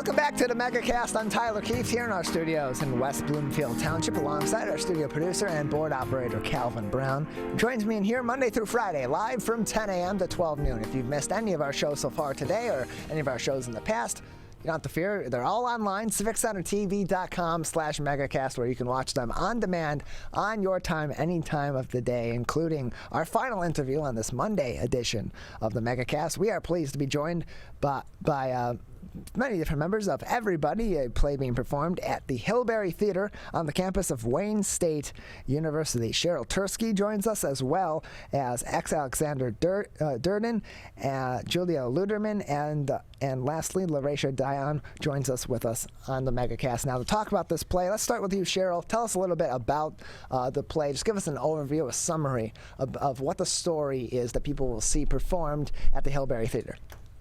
So it's based on this really old play from the 15th century called Everyman. And I know that sounds boring, but it's a contemporary adaptation of that, in which this character, Everyman, or in our case, Everybody, is faced with their own mortality, their own death. And they're sort of going on this journey of accepting their own death. And it's a comedy. So I know that sounds really dark, but the adaptation, which is by Branden Jacobs-Jenkins, he put a lot of levity in it as well. So it's, yes, you're like struggling with these existential questions, but he makes it really fun and enjoyable and entertaining at the same time. That's, I think, the best way to describe it. So LaRaisha and Alexander, they both play characters known as simply just somebody, and then Julia, you're playing a character known as Time. What, Cheryl, is the purpose behind the character names in this case? Both LaRaisha and Alexander's being somebody, and then others being Time. Are the characters not being represented as individuals and more just concepts in this play? Yeah, great question, and yes. And also the really fun thing is we have 3 other somebodies. So there's 5 somebodies, and every night they draw a ping pong ball to decide who they will be playing. So they've basically memorized the entire script. They play a different role every single night. Julia is wonderful and plays the same part, but the other 5, we have 5 somebodies, and they play different parts. So yes, they're sort of these, they can be friendship or family, or they can be various sort of things that are in our lives. So that's fun. Yes, yeah, that's a really interesting concept. And so I want to ask, and let's just go left to right from my point of view here. LaRaisha, let's start with you playing a different somebody every single time, just drawing from a hat or drawing straws or whatever the case may be to choose which somebody you're playing. How does that affect the way that you approach your performance and your preparation for each one of these shows, not knowing which character you're going to play and having to kind of know several different characters and all the different ways that they're interacting with the storyline as it develops and with the other characters? Yeah, so this is the first theatrical experience that I've done in this way. And our acting teacher told us a story that ended with a quote, bird by bird, which is basically to just take it one fragment at a time. And so I really just, in rehearsal, we were up in different rotations on our feet, watching each of our other somebodies do the blocking and then taking those notes. So that part was familiar to me, having been a swing before, because when you're an understudy or a swing, you're doing the same thing. You're observing the blocking and then taking notes.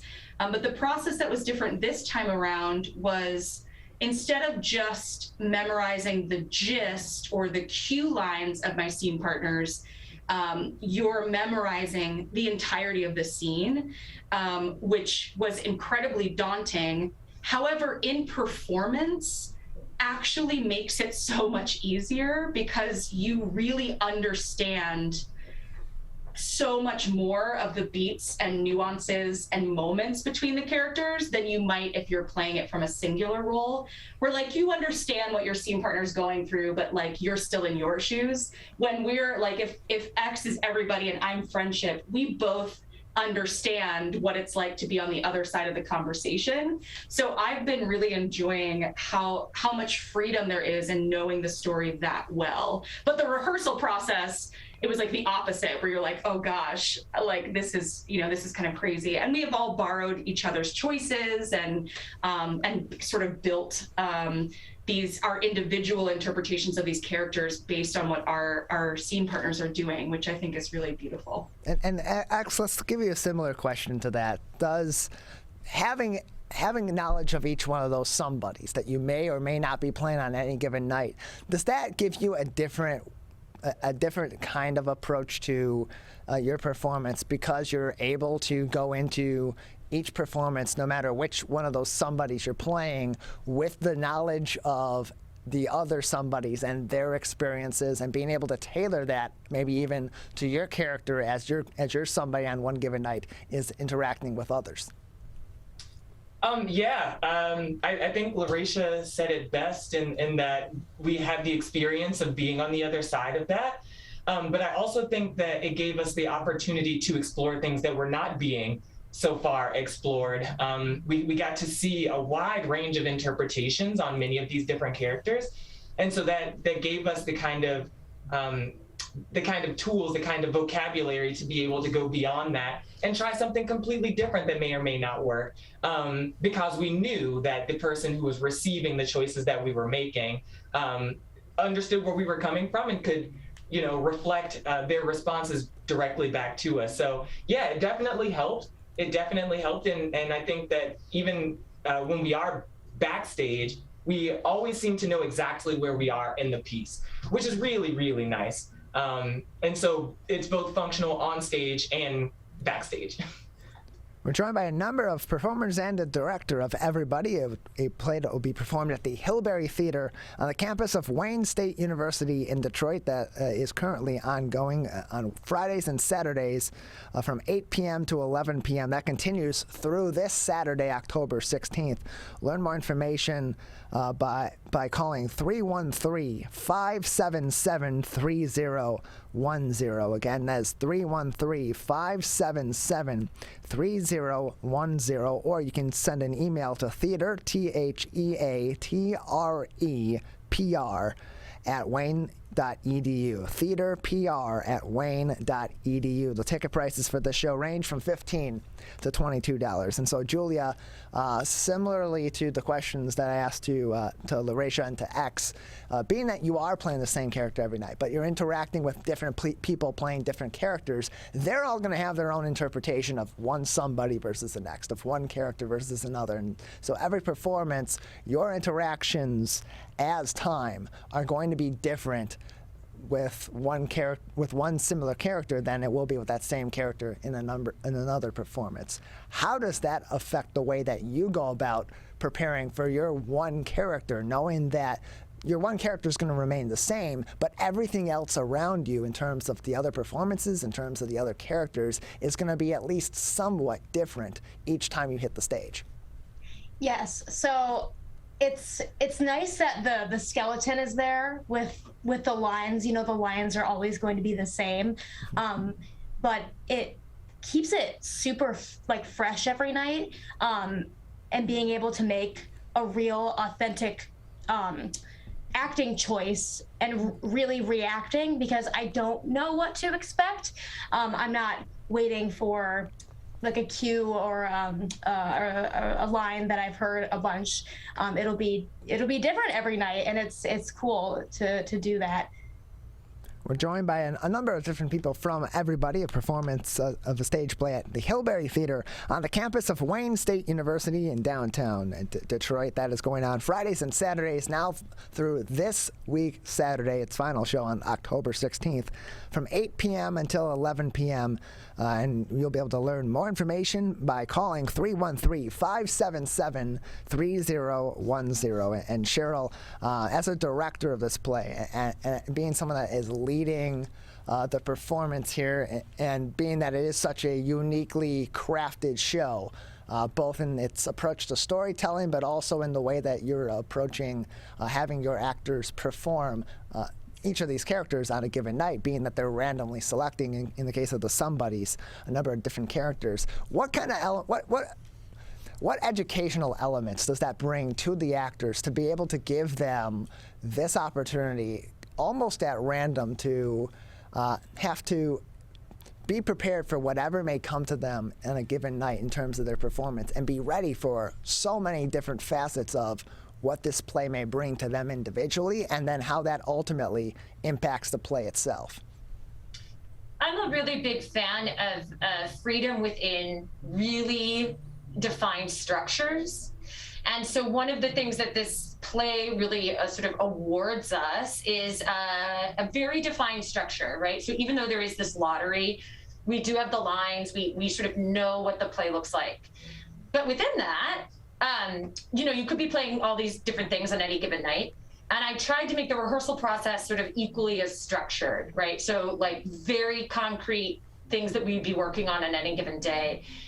And what's fun about that is the last year was so chaotic that being able to do something that provided a really strict structure like that, I believe really helps students, and specifically student actors, try to find their own artistic freedom, because they know that there are not limits, that's not the right word, but there's a really nice world and foundation that they can live in and play in, as defined by the playwright and my rehearsal schedule. And then, so they don't have to have the same kind of maybe anxiety that might come from like, who knows, team? Like, we could be shut down on any day, which is what the pandemic was like for theater artists. Was you would plan something and then 2 days later a health committee would shut you down, right? So, I'm not blaming the health committee. Yeah. It was because of other things, but it was really challenging. And so it was really pretty astounding to be in this process, to know we were going to be in person, to know we were going to be on stage, and to know that we at least had something to do, if that makes sense. And if I could add on to that, I think that Cheryl is absolutely correct. And this gave the actors a lot of opportunity to really create defined characters, which is something that as a professional actor you have to do. It's just that usually you get 1 or 2 that you have to do in a play. Whereas with this, on any given night, we're playing 4 or 5 different roles. And that's just for one actor. And you have to make those super defined and very much different than the other characters that you play, so that the audience doesn't interpret it as the same person. So I think that that's something that is really, really useful outside of this process that we really got to investigate and get acquainted with over the last couple months. We're joined by a number of different people involved in the stage play Everybody, which will be performed, and it's currently being performed at the Hillberry Theater on the campus of Wayne State University. They're doing performances on Fridays and Saturdays from 8 p.m. until 11 p.m. This Saturday, October 16th, is the final edition of that program. And for the actors, and we'll start with Julia. How has it been getting back out into the actual theater on an actual stage, interacting with other actors and your director in person as you're preparing for Everybody after so much time of stop and start or virtual performance or no performance at all? I have to say, this is, I think, the first time I've even been on a Zoom call since being back in person. And I'm very excited about that. Every time the show is over and I get up there for the bow, I'm smiling just as big as the first night. I don't think there are words to describe how the transfer of energy matters so much to theater artists and actors, and to have that back has been incredible. And then Laresha, you as well. Yeah, I think, if there's not a silver lining, but if there's anything positive that I took away from the pandemic, it was really getting in touch with my yeses and my nos. And I think as theater artists, we operate in a world where we are really connected to our impulses. And so I feel like being back on stage for the first time in, for me, almost 2 years, those impulses feel so much stronger, right? Because I've had to move through the world differently, as we all have. And so I'm so much more aware of my scene partners and myself and what feels good. And that is kind of like a beautiful gift that came out of this pandemic. I think it's what we strive for as artists is to really be in touch with our impulses. And so I love, when it's something that you love is taken away, it feels like Julia said, it's like the first time every time. And there's something really beautiful about just being so aware of how precious the gift of being in space together is. And I feel that in the audience too. I very much feel like our audiences have been like we're breathing together again, you know, even though we're masked, right? Yeah. That you can feel and you can see the shoulders lift in the audience as you're moving through these, or you hearing the laughter is just, it's not something I will ever take for granted again. And then lastly, X. Yeah, I don't know how to follow up what these wonderful women, these wonderful actors said. They kind of covered it all. I think that the thing that distinguishes live theater is that it is something that happens once and in an instant it's done. And you can do a show, the exact same show for 50 years straight, and every performance will be different. And that's something that I've missed over the course of the pandemic. With virtual performances and recorded performances, we became much of the same kind of structure as television and film. But that sharing of energy, as Julia said, is what really makes the theater special. And so to have that back, to be able to raise an eyebrow and hear an audible response is something incredible. And it's what's drawn me to the theater in the first place. And I'm just very, very elated to be back. We appreciate the four of you coming on, giving us your insight on preparing for this show and telling us a little bit about the show as well. Thank you. Thank you. Thank you. Thank you. Appreciate it. You can learn more and get your tickets for the shows that go through this Saturday, 8 p.m. to 11 p.m. on Friday and Saturday by calling 313-577-3010. Pleased to have been joined by Cheryl Tursky, the director of the play Everybody, as well as several of the actors from the show as well. We were joined by Alexander Durden, as well as Larisha Dion and Julia Luderman. Thank you very much for joining us today. We also appreciate our other guests on the show. Terry Lang from the Avondale School District Board of Education, La-Tanga Hopes from the Federal Emergency Management Agency, Superintendent of Schools in the Walled Lake Consolidated School District, Ken Gutman, and of course, Michigan Attorney General Dana Nessel for taking time to join us this morning. You can find all of our interviews and more information about everybody that broadcasts our show live from 10 a.m. to 12 noon on our website at civiccentertv.com/megacast. There you can also find all of our on-demand content and watch each and every one of these interviews on your time as well as our full episodes. Head on over to civiccentertv.com/coronavirus for more information on COVID-19 from reliable resources such as the Centers for Disease Control, the Michigan Department of Health and Human Services, the Oakland County Health Division, and many of our local municipalities here in the Oakland County area. That is also where you can find more information on some of our top stories that we will post from articles by great journalists all across the state of Michigan each and every morning. Big thank you to our crew, Larry Nyland, our booking producer, and our Zoom producer, who gets the guests prepared to be on our show and then gets them ready for their interview each and every day. Calvin Brown, our studio producer, and our board operator, who joins me here in our studios live from 10 a.m. to 12 noon each and every day as well for your great work every single day with me here in our studios at Green Media Center. On Civic Center TV, The Splash with Maddie Muschin is next. On My, it is Steve Lato Live. We'll be back tomorrow at 10 a.m.